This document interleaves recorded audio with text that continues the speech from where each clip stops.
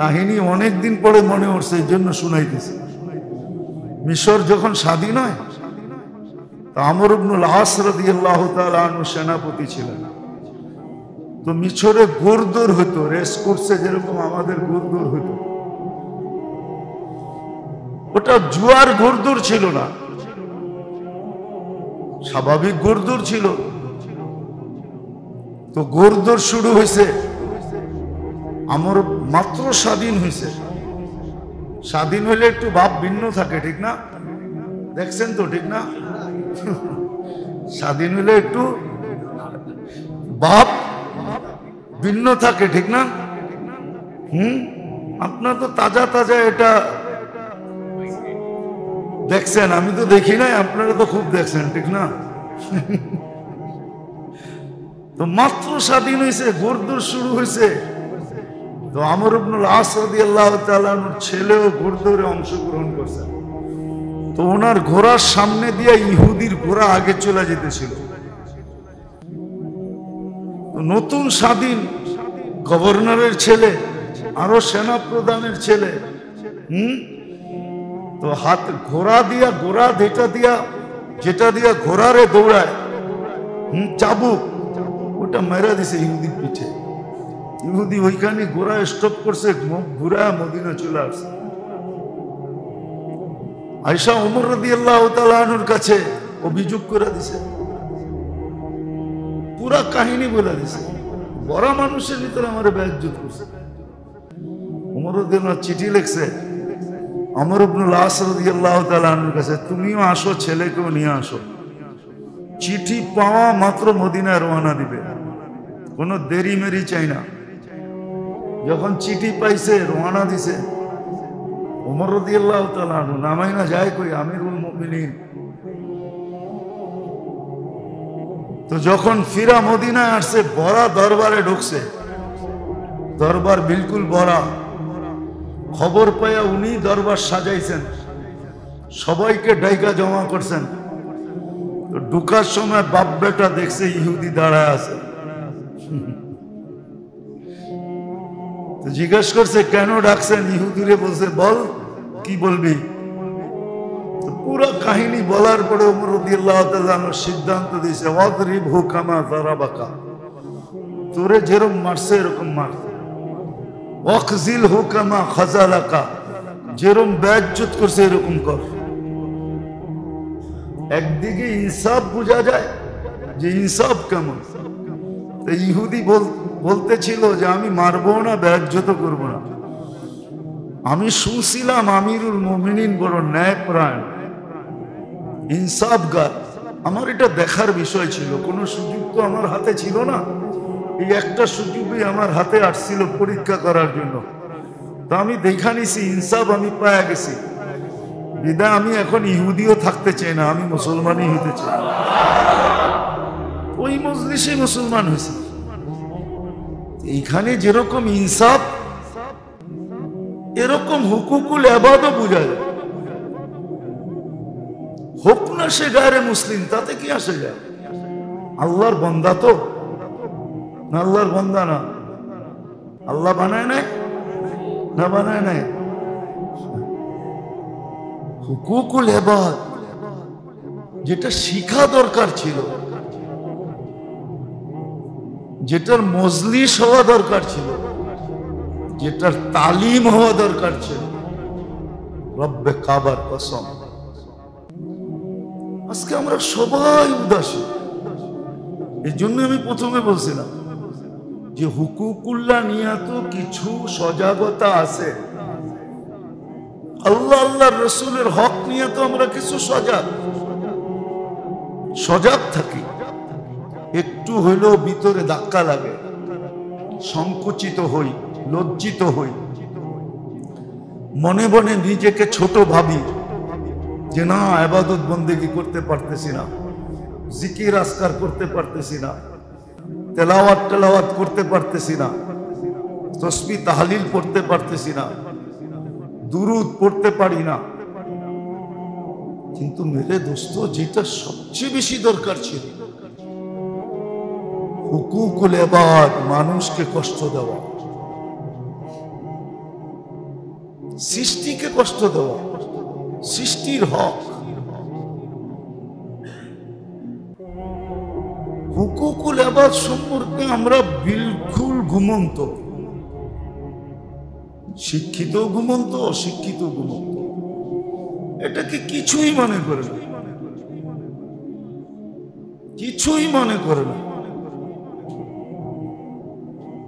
অথচ মুসলমানের পরিচয় এটাই ছিল যে কাউকে মুখ দিয়েও দিবে না, হাত দিয়েও দিবে না, এমনকি চিন্তা দিয়েও দিবে না, চিন্তা দিয়ে চিন্তাও করবে না,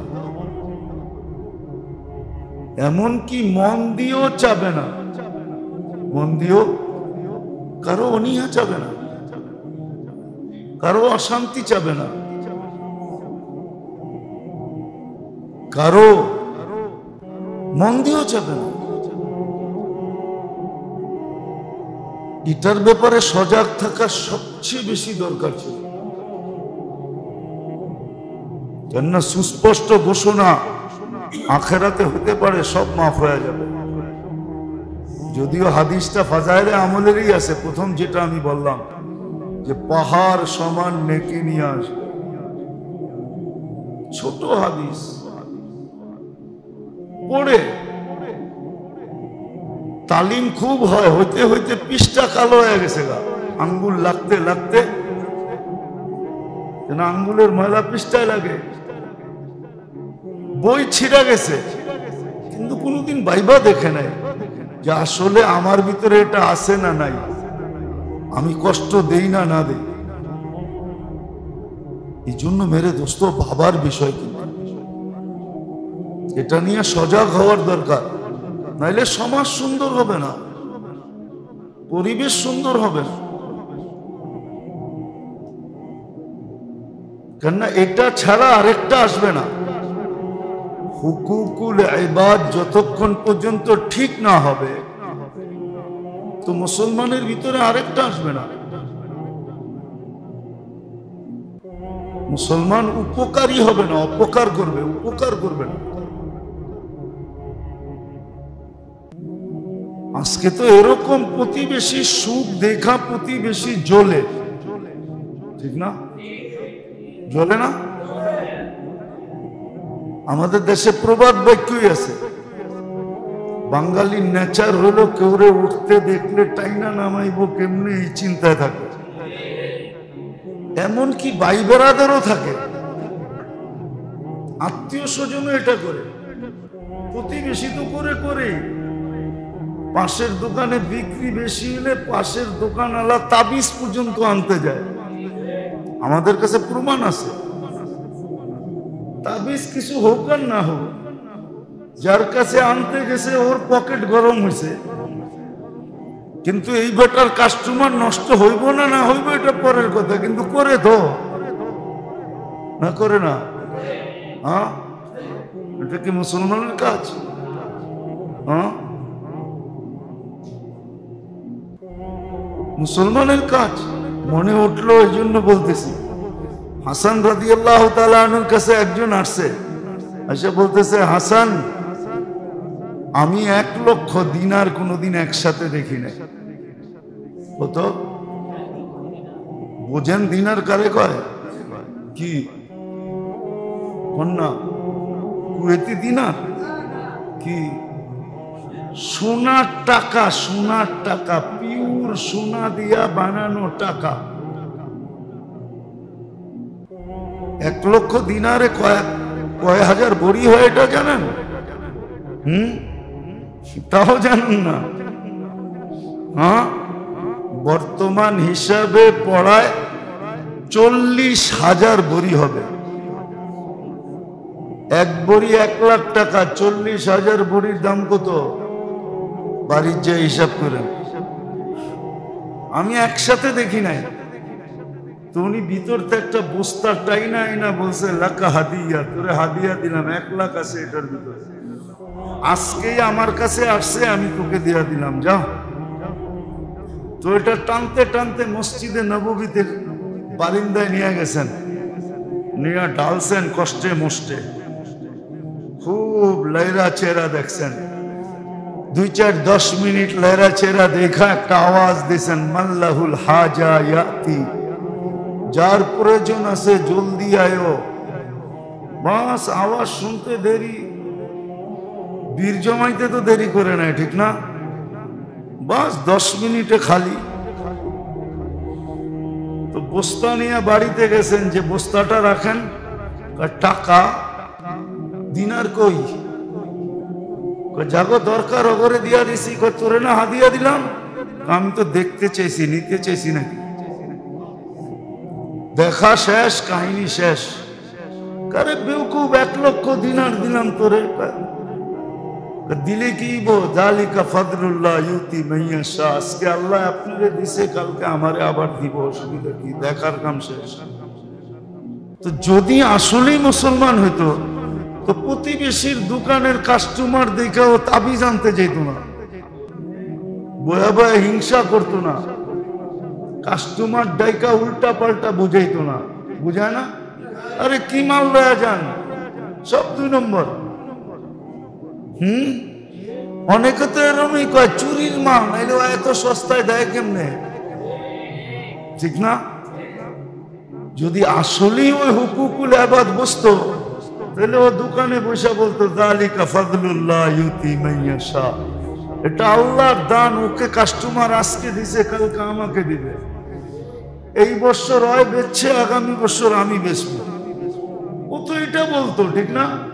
ও কেন তাবিজ আনতে যেত, কেন হিংসা করতো, খামাখা গ্যাস ছাড়া আগুনে কেন জ্বলতো? হিংসার আগুন তো গ্যাস ছাড়া আগুন, এই আগুনে কেন জ্বলতো? তাহলে আমি যেটা বুঝাইতেছিলাম, যেটা শিখার দরকার, আফসোস আমরা শিখি। যেটা জানার দরকার ওটা জানি না, যেটার তালিম করা দরকার ওটার তালিম করি না, করা উচিত ছিল। এই পাঠটাও রাখার দরকার ছিল। হুকুকুল ইবাদ শুধু শুধু তো বলে নাই, কবি লিখতে লিখতে এক জায়গায় এসে লিখছে, মর্দুমা জারিমা, সব কর কিন্তু সৃষ্টিকে কষ্ট দিস না, সৃষ্টিকে সব কর কিন্তু সৃষ্টিকে কষ্ট দিস না। কেননা সৃষ্টি ডাইরেক্ট আল্লাহর সাথে কানেক্টেড। ডাইরেক্ট কি? আল্লাহর সাথে কানেক্টেড, আল্লাহর সাথে মিলানো। সৃষ্টিকে কষ্ট দেওয়া মানে আল্লাহকে কষ্ট দেওয়া। এই জন্য মেরে দোস্ত, মাসলা কিন্তু আখেরাত। আবারও বলতেছি, সব মাফ করবে, হুকুকুল ইবাদ মাফ করবে না। হ্যাঁ, মাফ হবে যদি পদ্ধতি শিখতে পারি। পদ্ধতি শিখতে হবে, তাইলে মাফ হয়ে যাবে। এটাও হাদিসে আছে। তখন দেখা যাবে আল্লাহ নিজের পক্ষ থেকে ওকে বদলা দিবে। এই জন্য হাদিসে আছে, কোন এক ব্যক্তির সামনে জান্নাতের একটা ঘর উঠাবে আল্লাহ, ঘর, বাড়ি, প্লেস, বাংলো সামনে নিয়ে আসবে। ও দেখা আশ্চর্য হয়ে যাবে, আল্লাহ এত সুন্দর বাংলো, এটা কার? আল্লাহ বলে, দিতে পারি, যদি তোমার বাইরে মাফ করে দাও তাহলে দিতে পারি তোমাকে। সে বলবে, একবার মাফ, 100 বার মাফ করলাম, তারপরও বাংলো চাই। হ্যাঁ, তো আছে পদ্ধতি, শিখলে এটা হবে যে আল্লাহ তার পক্ষ থেকে বদলা দিয়া তাকে ছাড়ায় নেবে। কিন্তু আমাকে তো পদ্ধতি শিখতে হবে না, শিখতে হবে না। শুধু একবার শুনলেই ওই পদ্ধতি আসবে না, আর একবার শোনানো, একবারে শোনানো সম্ভব না। হ্যাঁ, একবারে শোনানো সম্ভব না, একবারে শোনানো সম্ভব না। কিন্তু করে কয়জন? একটা বইলা দিই, করে কয়জন? একজনও তো করে না। ডেলি কিছু নেক আমল করা, যে আল্লাহ আমি যাদেরকে কষ্ট দিছি বা আমার দ্বারা যারা কষ্ট পাইছে বা যাদের হক আমি বিনষ্ট করছি, আল্লাহ এই নেক করলাম, এটা ওনাদেরকে দিয়ে দিয়ে। কি আজ পর্যন্ত সূরা ফাতিহা 3 বার পড়া কাউকে দিছেন? বলেন, একজন বলেন যে আমি দিছি? একজনও তো নেই। ওই পদ্ধতির মধ্যে এটাও একটা পদ্ধতি, ওই পদ্ধতির মধ্যে এটাও একটা। কিছু নেক করেন, 100 বার আল্লাহ লা ইলাহা ইল্লাল্লাহ পড়েন, 100 বার সুবহানাল্লাহ পড়েন, 100 বার আলহামদুলিল্লাহ পড়েন, 100 বার আল্লাহু আকবার পড়েন, 3 বার কুল হুয়াল্লাহ পড়েন, সূরা ইখলাসই পড়েন, 100 বার দুরূদ শরীফ পড়েন, 100 বার আল্লাহ আল্লাহ বলেন। কি আল্লাহ বললে নেকি কম হবে, ঠিক না? একটা উদাহরণ দেই, দেখি বুঝে আসে কিনা। আল্লাহ বললে 40 নেকি পাওয়া যাবে, নাকি? এখন একটা উদাহরণ দেই, আল্লাহ বলার 40 নেকি কোরআনের অন্য 4 অক্ষর বলার 40 নেকির সমান না। কন্ত 1 মণ লোহা 1 মণ তুলা ওজনে সমান না? বলে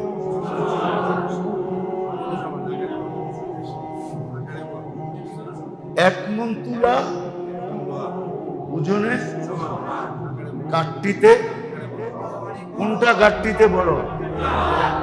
তুলা, ঠিক না? আল্লাহ বললে কমসে কম কয় নেকি পাবে? অন্য কোরআনের 4 অক্ষর বললেও কয় নেকি পাবে? কিন্তু আল্লাহ বলার নেকির গাট্টিটা অনেক বড়। কারণ এটা কার নাম? আল্লাহ। কার নাম? আল্লাহ, আল্লাহর নাম, জাতি নাম। কি নাম? কি আল্লাহর জাতি নাম? কি? আল্লাহ। এই জন্যই তো আমি বলি, আপনি করে হয়তো বলি না যে ডেলি উচিত 100 বার আল্লাহ বলা। যত আলো দেখেন না, আলো, নামের আলো বলেন, আর চেহারার আলো বলেন, আর সূর্যের আলো বলেন, আর চন্দ্র আর তারকারাজি, আর আপনি গো ডিজিটাল লাইট সাইটের আলো বলেন, আল্লাহ বলে সব আলো বাহির হয়েছে আমার 4 অক্ষর আল্লাহ থেকে। এই জন্য কোরআনে বলে আল্লাহু নূরুস সামাওয়াতি ওয়াল আরদ। আকাশ জমিনে যত আলো দেখো আর যত দেখবা, জান্নাতে যে আলো দেখবো, জান্নাতের লাইট লাগানো থাকবে না, ওই আলো আল্লাহ শব্দের থেকে বাহির হবে, হইতেছে এবং হবে। এই জন্য যে যত বেশি মনের থেকে আল্লাহ বলবে, আল্লাহ যত বেশি আল্লাহ বলবে মনের থেকে, আল্লাহ আল্লাহ আল্লাহ আল্লাহ, ওর ভিতরে তত বেশি বাল্ব লাগতে থাকবে। বাল্ব, কিসের বাল্ব জানেন? কিসের? আলোর বাল্ব লাগতে থাকবে, নূরের বাল্ব লাগতে থাকবে। একদিন জমিনে বসা জান্নাত দেখবে, জান্নাত। জমিনে বসা আল্লাহ দেখবে, আল্লাহ। ও জমিনে বসা দেখবে আল্লাহ, জমিনে বসা দেখবে জান্নাত। চোখ বন্ধ করবে আর দেখবে জান্নাতের আলোতে ঘুরতেছে। সোনার উপর ইট বিল্ডিং দেখা যাবে, কেননা আলোকিত হয়ে গেছে ভিতরটা। কি এই জন্য আমি বলতেছিলাম যে দরকার বেশি, কমসে কম ডেলি 100 বার আল্লাহ বলা। আল্লাহ সহি শুদ্ধ ভাবে মনের থেকে আল্লাহ আল্লাহ আল্লাহ আল্লাহ আল্লাহ। যদি বলতো না, তাহলে আমার সমাজে কেউ বাবা বেচার সুযোগ পেত না। তাহলে তো যুবকরা সারাদিন আল্লাহ আল্লাহ করতো, ভিতরে আলোকিত হয়ে যেত। যে জান্নাত দেখছে ওর বাবা ছয় কোন সময়, ও বাবা খায়া জমতো না, ডাইল খায়া জমতো না। এই বাবা ডাই নিশা মাদক আমার দেশে বিক্রি হতো না, কেউ নেওয়ারই তো থাকতো না, বিক্রি করতো কে? এখন তো কাস্টমার আছে দেখে বিক্রি হয়, ঠিক না? কিন্তু যদি আল্লাহ বলতো তো ভিতরে আলোকিত হয়ে যেত, ওটা ছুঁয়েও দেখতো না, তাকায়ও দেখতো না। আর যাদের ভিতরে আলোকিত হয়েছে ওরা তাকায়ও দেখে না। এই জন্য যেটা বলতেছিলাম, মাসলা কিন্তু আখেরাত। দুনিয়া হইলে এত কিছু বলতাম না, আখেরাত মাসলা বিদায় বললাম। শিখেন, কিতাব খুঁজা তালাশ করেন, বাহির করেন। ওলামারা লেখছেন, হুকুকুল ইবাদের উপরে কিতাব লেখছেন, বাংলায় পাওয়া যায়, পড়েন এগুলা, ঘরে তালিম করেন, নিজে সতর্ক হন। আল্লাহর হক নষ্ট হইলে আল্লাহ মাফ করার ওয়াদা আছে, কিন্তু হুকুকুল ইবাদ এত সহজে মাফ করবে না। আজকে সমাজের এই দুরবস্থা শুধু এই কারণে, হুকুকুল ইবাদ কেউ শিখে না, বরং ট্রেডিশন হয়ে গেছে এখন সমাজে। কারে ধাক্কায়া কে উপরে উঠতে পারে, কার থেকে চুষা নিয়া কে কত বড় হতে পারে। নাইলে হুকুকুল ইবাদ হাদিসে আছে, হাদিসে 1 ইঞ্চি জায়গাও যদি নেয় কারোর থেকে, 1 ইঞ্চি জায়গা নিছে, তো এই জমিনের পুরা জমিনটাকে 7 স্তরের জমিন, এই 1 ইঞ্চি 7 স্তর পর্যন্ত গোল করে কাটা হবে। তারপরে কিয়ামতের দিন ওর গলায় লটকায় দেওয়া হবে, দাঁড়ায় থাকতে বাধ্য হবে। হেলার বসার চিতওয়া কাইতওয়া কোনো সুযোগ হবে না। 1 ইঞ্চি জমি। আজকে তো বড় বড় দান মারে, ঠিক না? কি হ্যাঁ, 1000 কোটি টাকার মালিক, কোটি টাকার মালিক, কোনো ভয় নাই। আমার মনে আছে লোকটা নাই মারা গেছে, আমি একদিন আর অফিসে গেছিলাম, অনেক আগের দিনের কথা, এখনো পাই নাই, পামু কিনা এটাও জানি না। তো ওনার ওয়াজ শুই না আমার মনে চাইছিল ওনার কাছে ভর্তি হইতে, যে আমি কয়েকদিন ওনার কাছে পড়ি, তাহলে আমার কিছু বিদ্যা বাড়বে আর কি। এত ওয়াজ জানতেন, নাম বলবো না, ডেভেলপার মালিক, নাম করা মালিক, কিন্তু এখন পর্যন্ত পাই নাই, পামু কিনা এটাও জানি না। পামু কিনা, অথচ চেঞ্জ ছিল আমারটা নিয়ে উনি আমাকে দিবে, ছিল আমার, কিন্তু এখন পর্যন্ত পাই নাই। জানি না জীবনে পামু কিনা, কিন্তু এটা বিশ্বাস করি কিয়ামতের দিন পামু। ওদিন দেখবো তুমি কত বড় বুজুর্গ। বহুত পীর পর্যন্ত, 2 পীর তো আমি চিনি যারা উনারে খেলাফত দিছে। তো আমি বাহির হয়ে আয়া বলছিলাম, সামনের উপরে তো বলা যায় না, কেন পাহারা সাহারা এই সেই, ঠিক না? আবার কে জানে অফিসের নিচে আয়নাঘর আছে কিনা। তো শুই না তো চলে আসছি, আর আল্লাহকে এখনো বলতেছি, বলতে থাকবো, ঠিক না? কিন্তু আসলে যদি ওর হুকুকুল ইবাদের ভয় থাকতো, তাহলে খালি ওয়াজ করতো না, ঠিক না? হায় হায়, আমি তো অফিসে ঢুইকা আমি মনে করতেছিলাম নাউজুবিল্লাহ, আল্লাহ আমারে মাফ করো। ওনার ওয়াজ শুই না আমি ভাবতেছিলাম আল্লাহ মনে হয় অফিসেই থাকে, আরশ ছাইরা চলে আইছে, এমন ওয়াজ। হ্যাঁ, চলে গেছে লোকটা দুনিয়ার থেকে, জানি না কবরে কি অবস্থা আছে। এটা কেউ ভাবেই না, এই জন্য আপনাদেরকে বলতেছি, শিখেন হুকুকুল ইবাদ, ওটা থেকে বাইচা থাকেন। বন্দেগী যতটুকুই হোক না কেন, আল্লাহ রসুলের হক টুটা ফটা যতটুকুই হবে, আশা করা যায় আল্লাহর মেহেরবানির দিকে দেখলে আর নবীর হারিসুম বিল মুমিনিনা রাউফুর রহিমের সিফাতের দিকে দেখলে দেখা যাবে যে দুইজনেই বুকে টাইনা নিবে।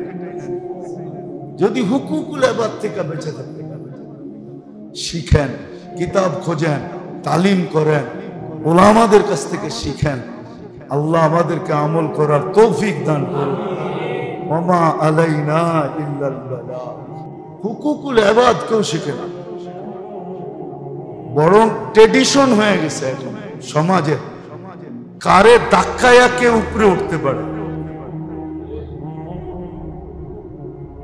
কার থেকে চুষানিয়া কে কত বড় হইতে পারে। নাইলে হুকুকুল ইবাদ হাদিসে আছে, হাদিসে 1 ইঞ্চি জায়গাও যদি নেয় কারোর থেকে, 1 ইঞ্চি জায়গা নিছে, তো এই জমিনের পুরা জমিনটাকে 7 স্তরের জমিন, এই 1 ইঞ্চি 7 স্তর পর্যন্ত গোল করে কাটা হবে। তারপরে কিয়ামতের দিন ওর গলায় লটকায় দেওয়া হবে, দাঁড়ায় থাকতে বাধ্য হবে। হেলার, বসার, চিত হওয়া, কাইত হওয়া কোনো সুযোগ হবে না। 1 ইঞ্চি জমি। আজকে তো বড় বড় দান মারে, ঠিক না? কি হ্যাঁ, 1000 কোটি টাকার মালিক, কোটি টাকার মালিক, কোনো ভয় নাই। আমার মনে আছে লোকটা নাই মারা গেছে, নাই মারা গেছে। আমি একদিন আর অফিসে গেছিলাম, অনেক আগের দিনের কথা, এখনো পাই নাই, পামু কিনা এটাও জানি না। তো ওনার ওয়াজ শুই না আমার মনে চেয়েছিল ওনার কাছে ভর্তি হইতে, যে আমি কয়েকদিন ওনার কাছে পড়ি, তাহলে আমার কিছু বিদ্যা বাড়বে আর কি। এত ওয়াজ জানতেন, নাম বলবো না, ডেভেলপার মালিক, নাম করা মালিক, কিন্তু এখন পর্যন্ত পাই নাই। পামু কিনা এটাও জানি না, পামু কিনা। অথচ চেঞ্জ ছিল আমারটা নিয়ে উনি আমাকে দিবে, ছিল আমার, কিন্তু এখন পর্যন্ত পাই নাই। জানি না জীবনে পামু কিনা, কিন্তু এটা বিশ্বাস করি কিয়ামতের দিন পামু। ওদিন দেখবো তুমি কত বড় বুজুর্গ। বহুত পীর পর্যন্ত, 2 পীর তো আমি চিনি যারা উনারে খেলাফত দিছে। তো আমি বাহির হয়ে আয়া বলছিলাম, সামনের উপরে তো বলা যায় না, কেন পাহারা সাহারা এই সেই, ঠিক না? আবার কে জানে অফিসের নিচে আয়নাঘর আছে কিনা। তো শুই না তো চলে আসছি, আর আল্লাহকে এখনো বলতেছি, বলতে থাকবো, ঠিক না? কিন্তু আসলে যদি ওর হুকুকুল ইবাদের ভয় থাকতো, তাহলে খালি ওয়াজ করতো না, ঠিক না? হায় হায়, আমি তো অফিসে ঢুকে আমি মনে করতেছিলাম নাউজুবিল্লাহ, আল্লাহ আমারে মাফ করো। ওনার ওয়াজ শুই না আমি ভাবতেছিলাম আল্লাহ মনে হয় অফিসেই থাকে, আরো ছাইরা চলে আইছে। এমন ওয়াজ, হ্যাঁ, চলে গেছে লোকটা দুনিয়ার থেকে, জানি না কবরে কি অবস্থা আছে। এটা কেউ ভাবেই না, এই জন্য আপনাদেরকে বলতেছি শিখেন, হুকুকুল ইবাদ শিখেন, ওটা থেকে বাইচা থাকেন। বন্দেগী যতটুকুই হোক না কেন, আল্লাহ রসুলের হক টুটা ফটা যতটুকুই হবে, আশা করা যায় আল্লাহর মেহেরবানির দিকে দেখলে আর নবীর হারিসুম বিল মুমিনিনা রাউফুর রহিমের সিফাতের দিকে দেখলে দেখা যাবে যে দুইজনেই বুকে টাইনা নিবে। যদি হুকুকুল ইবাদ থেকে বেঁচে থাকে শিখেন, কিতাব খোঁজেন, তালিম করেন, উলামাদের কাছ থেকে শিখেন, আল্লাহ আমাদেরকে আমল করার তৌফিক দান করুন। ওমা আলাইনা ইল্লাল বালাগ। একই সামনে রেখে কিছু কথা রাখবো, সাথে সাথে দোয়ার দরখাস্ত। আল্লাহ আমাদের সকলকে কথাগুলো বুঝা, দিলে গাথা, এবং আমল করার তৌফিক দান করেন।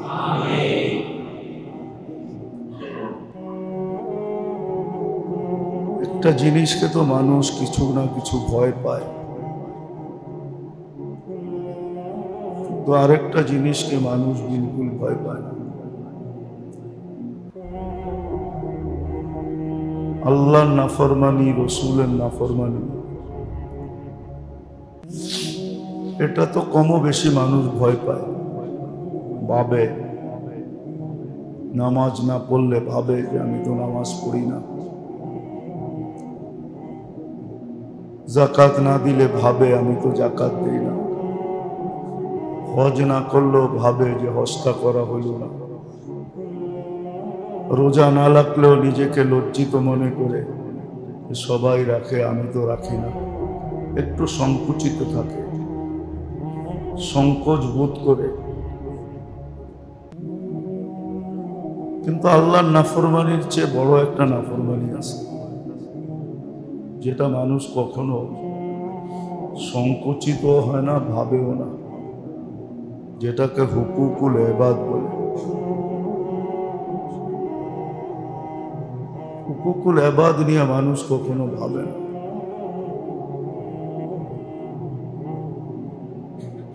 মানুষকে কষ্ট দেওয়া, আল্লাহর সৃষ্টিকে কষ্ট দেওয়া, বা আল্লাহর সৃষ্টির সাথে দুর্ব্যবহার করা, খারাপ ব্যবহার করা, যেটাকে হুকুকুল ইবাদ বলে, না শিখে না জানে, না এটাকে ভয় পায়। সমাজের ভিতরে এটা এখন ব্যাপকতা এতটুকু লাভ করছে যে মানুষ এটার প্রতি ভ্রূক্ষেপ করে। অথচ হাদিসে আছে এক ব্যক্তি পাহাড় সমান নেকি নিয়ে আসবে, বরং পাহাড়ের উপরে রাখলেও পাহাড় ধসা যাবে, এত নেকি ওজন হবে। কিন্তু হুকুকুল ইবাদের কারণে ওই দিন সবকিছু কিন্তু নেকি দিয়া পরিশোধ করতে হবে। নেকি দিতে দিতে দিতে দিতে দিতে শূন্যের খাতায় চলে আসবে, তারপরও মানুষের হক থেকে যাবে। তখন তাদের গুনাহ এর কাছে আসতে থাকে।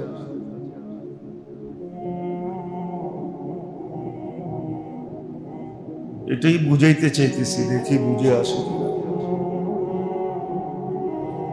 হুকুকুল্লাহ নিয়া মানুষ চিন্তিত তো হয়, লজ্জিত হয়, চিন্তিত হয়, সংকুচিত হয়, ভাবে, একবার হলেও দিলে ধাক্কা লাগে যে আমি তো আল্লাহর হক আদায় করি না, রাসূলের হক আদায় করি না। কিন্তু হুকুকুল ইবাদ মানুষ শিখেও না। আর এটা যে গুনাহ, আল্লাহর বিরাট বড় ধমকি, সতর্কতা, যে সব গুনাহ মাফ করবে। আল্লাহর হক আল্লাহ ইচ্ছা করলে মাফ করে দেবে, কিন্তু হুকুকুল ইবাদ মাফ করবে না যতক্ষণ পর্যন্ত বান্দা মাফ না করবে, তার কাছে মাফ না চাবে। শুধু একটা ক্ষেত্র আছে, ওইখানে সবার যাওয়া সম্ভব হয় না, আর গেলেও কেউ চায় কিনা এটা সন্দেহ। মুজদালিফায় হুকুকুল ইবাদ মাফ হয়, কিন্তু মুজদালিফা যাওয়ার পরে মনে হয় না কেউ চায়। খুব কম লোকই আছে যার মনে পড়ে যে এখানে তো হুকুকুল ইবাদ মাফ হবে, মাপ চাইলে, কিন্তু ওইখানেও চায় না। জন্য আমাদের শিখা উচিত। ছোট একটা কটু কথাও হাদিসে এটাই আছে, হাসি মুখেও যদি কাউকে গালি দিল, এটাও কিন্তু হিসাবে আসবে। অনর্থক কাউকে একটা থাপ্পড় দিল, এটাও হিসাবে আসবে। ছোট একটা ধাক্কা দিল, এটাও হিসাবে আসবে। হুকুকুল ইবাদ কেউ শিখতে চায় না। এমনকি যারা দিনদার, নিজেদেরকে দিনদার ভাবে, মানুষও এদেরকে দিনদার বলে, সমাজেও দিনদার হিসাবে পরিচিত। হুকুকুল ইবাদ নিয়ে সেও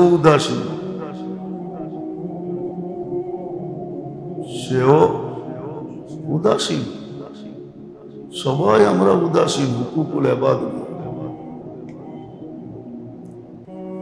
হুকুকুল ইবাদ সম্বন্ধে কারো কোনো ধারণা নেই, না শিখে। এই জন্যই বলতেছিলাম যে হুকুকুল্লাহ নিয়ে তো সামান্য সজাগতা আছে, সামান্য সজাগ সবাই। আল্লাহ আল্লাহ রসুলের নাফরমানি নিয়ে সবাই সজাগ বটে, কিন্তু আরেকটা নিয়ে জিনিস নিয়ে যে সজাগ থাকা উচিত ছিল, এই ব্যাপারে সবাই উদাসীন। নারীও উদাসীন, পুরুষও উদাসীন, সামনেও উদাসীন, পিছেও উদাসীন। কত মানুষ দেখা যায় লোকটা নাই, কথার ছলে ওই লোকটাকে এইখানে বসে গালি দিতেছে, অথচ সে জানেই না।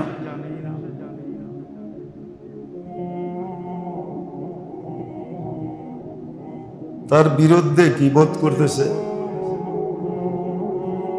অপবাদ লাগাইতেছে। তো যেটা শিখার দরকার ছিল মেরে দোস্ত, আজকে ওইটা শিখি না, শিখার পরিবেশই নেই। দুনিয়া তো খুব শিখে, হাজার হাজার টাকা কোচিং এ ব্যয় করে। এক একটা মা বাবা সন্তানের পিছনে কোচিং এ হাজার হাজার টাকা ব্যয় করে, লম্বা লম্বা টাকা দেয়, শুধু দুনিয়ায় ৯-৬ করে কিভাবে চলবে এটা শেখার জন্য। দুনিয়া তো ৯-৬, এছাড়া কিছু না।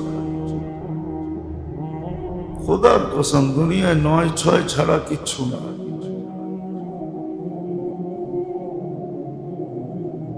নয় ছয় করলেই দুনিয়ায় চলা যায়, নাইলে সাধারণভাবে চলতে হবে।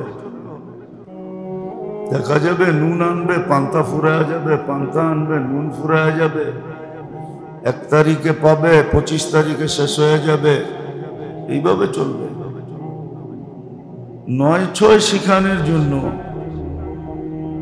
ফাইল আটকায় কিভাবে টাকা নেওয়া যায়, বিভিন্ন ধারায় সামনের লোকটার থেকে কিভাবে বের করা যায়, ওই কোচিংই তো হয়, আর কি হয়।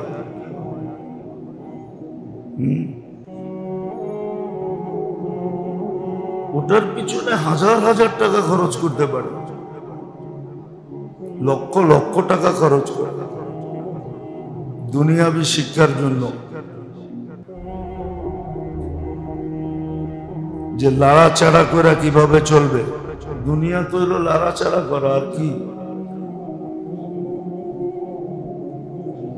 এটার জন্য যদি হাজার হাজার টাকা খরচ করতে পারে,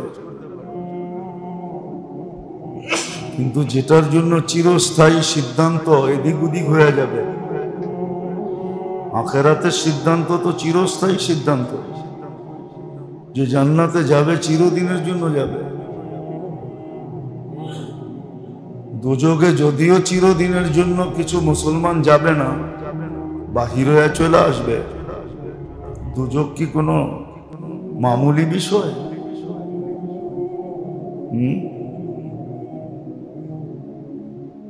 দুনিয়ার আগুনের চেয়ে যে আগুন 3000 গুণ পাওয়ারফুল, 3000 গুণ। দুনিয়ার আগুন তো স্টিলকে গলায় দেয়, লোহাকে 2 টুকরা করে দেয়, লোহাকে গলায় তরল করে দেয়। এর চেয়েও যদি 3000 গুণ পাওয়ারফুল হয় কেমন হবে? মৌত তো আসবে না, মৌত তো জীবনে একবারই হবে, আর মৌত হবে না। না জান্নাতীদের মৌত হবে, না দুজুগীদের মৌত হবে, মৌত তো হবে না। বলবেন এত কষ্ট হবে, তারপরও রূহ থাকবে কি করে? যে আল্লাহ 1 ফোঁটা পানিকে এত সুন্দর মানুষ বানাইতে পারে, কোন প্রযুক্তি ছাড়া মানুষ নামের মেশিনটা চলতে পারে, আর সমগ্র মেশিন চালাইতে পারে। মানুষের অঙ্গগুলা চলার জন্য কোন প্রযুক্তিটা আছে ভিতরে? কোন প্রযুক্তি আছে যে প্রযুক্তি মানুষ চালায়? মানুষকে চালায় কে? যে আল্লাহ চালাইতে পারে। ওই আল্লাহ এটাও পারে যে মৌত হবে না, মৌত হবে না। কি করে শোবে? তো যেটা শিখার দরকার ছিল, খোদার কসম এটা কেউ শিখে না। শিক্ষিত শিখে না, অশিক্ষিত শিখে না। শিখার পরিবেশই নেই, আগ্রহ উদ্দীপনাও নেই। হুকুকুল্লাহ কথা তো ঘোষণা আছে, শুধু একটা ব্যতীত, শিরক ব্যতীত সব গুনাহ মাফ করে দেওয়ার অঙ্গীকার আছে, যা আমরা চাইলে মাফ করে দেব, আর মাফ করেও দেন। হাজারো ব্যবস্থা রেখা দিয়েছেন মাফ করার জন্য। সামান্য একটু ইস্তেগফার মনের থেকে পড়লেই পিছের গুনাহ মাফ হয়ে যায়।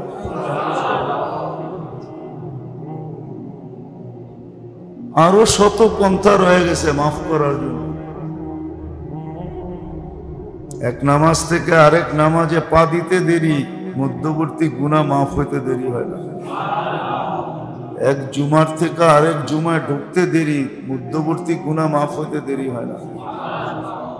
এক রমজান থেকে আরেক রমজানে পৌঁছতে দেরি, সারা বছরের মধ্যবর্তী গুনাহ মাফ হইতে দেরি হয় না। আর কোরআন তো এটাও বলে অগোচরে অনেক গুনাহ মাফ করে দেন, ওয়ায়াফু আন কাসীর। তোমাদের অনেক গুনাহ এমনি মাফ করে দেন, এমনি মাফ করে দেন। এক মুসলমান আরেক মুসলমানের সাক্ষাৎ করতে গেলে, আল্লাহর জন্য যদি সাক্ষাৎ করতে যায় তো গুনাহও মাফ হয়, আবার আল্লাহর ভালোবাসাও তার জন্য জরুরি হয়, ওয়াজিব হয়। ওয়াজাবা মুহাব্বাতি লিল মুতাযাবিরিনা ফিয়া। আল্লাহর হক মাফ হওয়ার তো হাজারো রাস্তা আছে, রসুলের হক মাফ হওয়ার ঘোষণা আছে।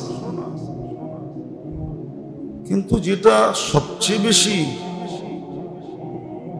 ভাবার বিষয় ছিল, চিন্তার বিষয় ছিল, আজকে আমরা সবচেয়ে বেশি উদাসীন ওটা নিয়ে। হুকুকুল ইবাদ কেউ শিখেও না, শিখতেও চায় না, পরিবেশও নাই। আর এটা নিয়ে সবাই উদাসীন,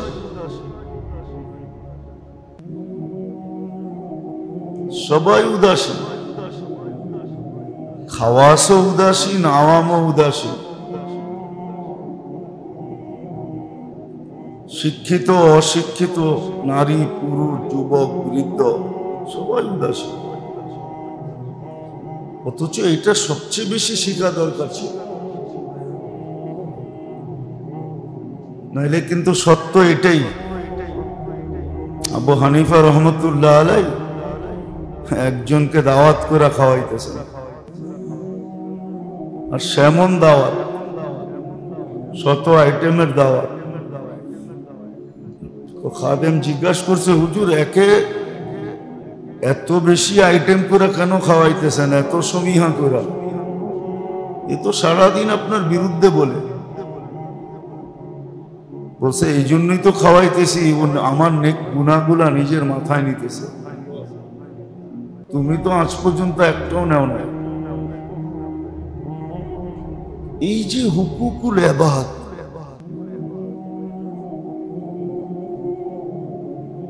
সমাজ সুন্দর হয় কিন্তু এটা দিয়ে। ইবাদত তো হলো জাতি জিনিস, ব্যক্তিগত জিনিস, এটার প্রভাব ব্যক্তির উপরে পড়ে, সমাজের উপরে পড়ে না। সমাজ তো সুন্দর হয় এটা দিয়া। হুকুকুল ইবাদ যখন শিখে, সবাই পুরা করে, সবাই মানে, তখন কিন্তু সমাজ সুন্দর হয়, পরিবেশ সুন্দর হয়।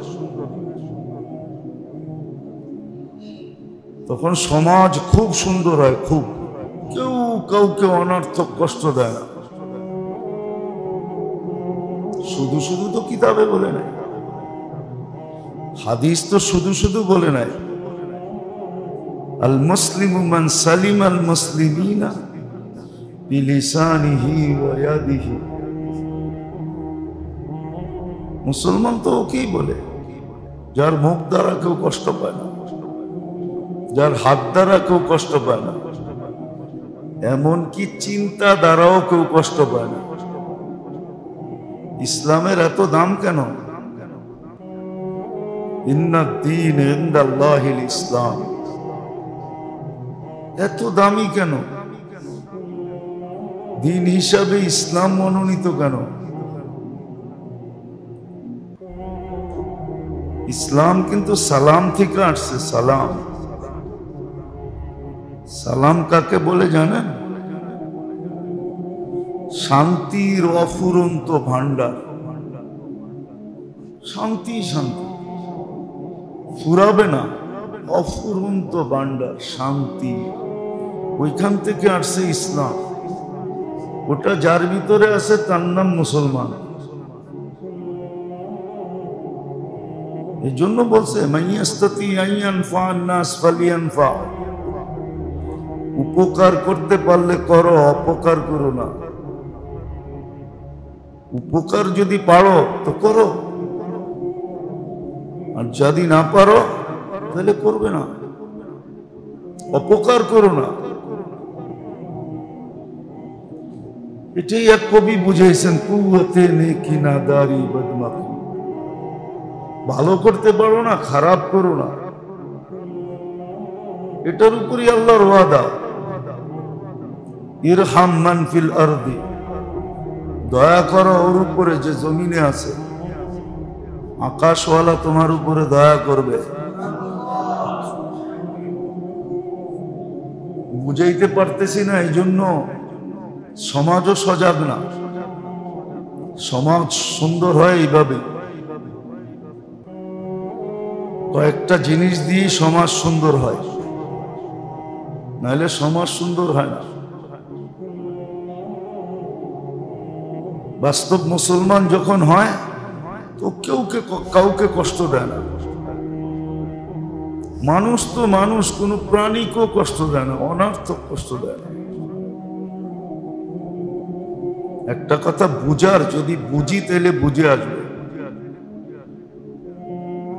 আচ্ছা বলেন তো দেখি, এটা তো বহুতবার শুনে আসছি, কুকুরকে পানি পান করানোর কারণে পতিতা মহিলা জান্নাতি হয়েছে।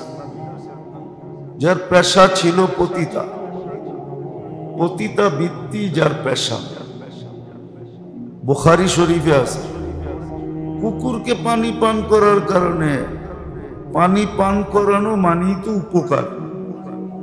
উপকার করছে না, না অপকার করছে?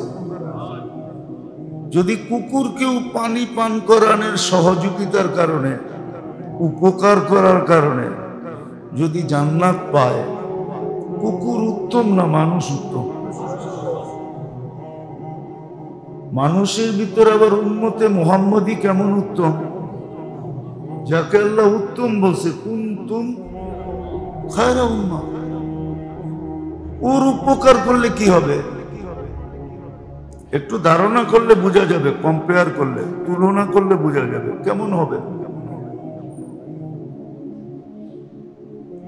কিন্তু আসলে হুকুকুল ইবাদ তো শিখি না, জানিও না, ভাবিও না।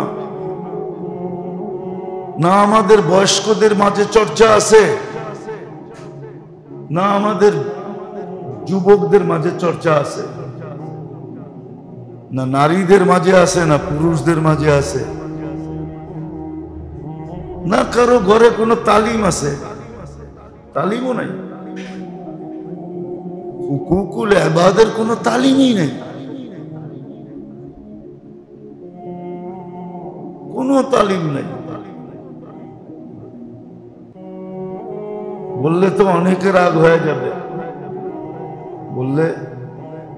বলবে মাথা বিগড়ে গেছে, উনিও বিরোধিতা শুরু করছে।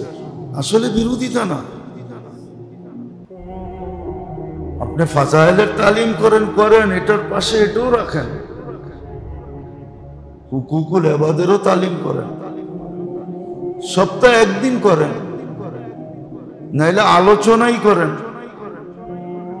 আলোচনা তো হয় না, আপনি 6 নম্বরের আলোচনা করেন, হুকুকুল ইবাদেরও আলোচনা করেন, করে তো না। শুধু আপনাদেরকে বলতেছি না, সবাইকে বলতেছি, উচিত ছিল এগুলা করা,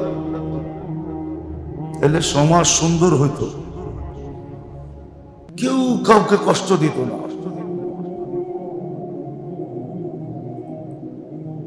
কারো থেকে কেউ কোনোদিন কষ্ট পাইত না, সমাজটা বড় সুন্দর হতো। একজন আরেকজনের উপকারে আসার জন্য 24 ঘন্টা উৎপাইতা থাকতো যে আমি কার উপকারে আসতে পারি, কার উপকার করতে পারি।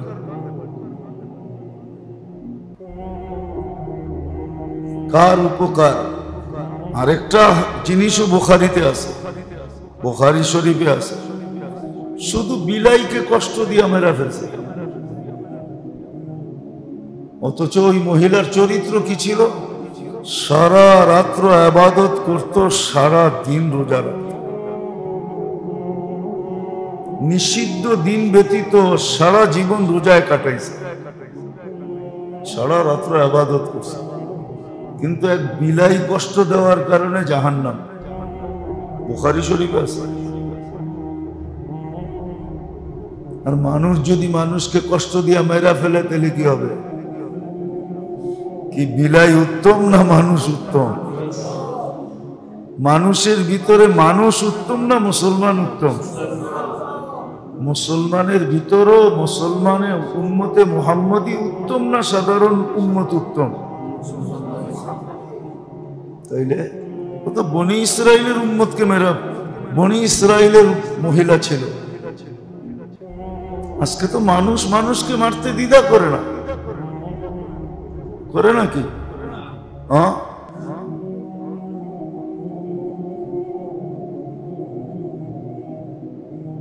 তো যেটা শিখার দরকার ছিল হুকুকুল্লাহ তো দেখা দেখা শিখা যায়। বলেন কয়জনে নামাজ শিখা নামাজি হয়েছেন? বলেন একজন বলেন যে আমি হুজুরের কাছে গেছি, পড়ছি, 2 রাকাত পড়া, তারপরে সত্যায়িত করা, তারপরে নামাজ শুরু করছি বা নামাজ সত্যায়িত করছি, বা নামাজের জন্য আমি 2, 4, 5 দিন ট্রেনিং দিছি, যে আমার ট্রেনিং ছাড়া তো ঠিক হবে না, যে আমার হাতের আঙ্গুলি তাকবীরে তাহরিমার সময় কোন দিকে থাকতে হবে, পাও কিভাবে রাখতে হবে, রুকুতে গেলে কতটুকু ঝুঁকতে হবে, সেজদায় গেলে কিভাবে থাকতে হবে। তালিমে তো পড়ে, নামাজে বলে কয় হাজার মাসলা আছে। কি পড়েন না? বলেন না, তালিমে কি লেখা আছে? কত নাই? ফাজাইল আমলে লেখা 12,000 মাসলা আছে। আচ্ছা বলেন, কোন আলেমের কাছে যে 12টা শিখছেন? বলেন।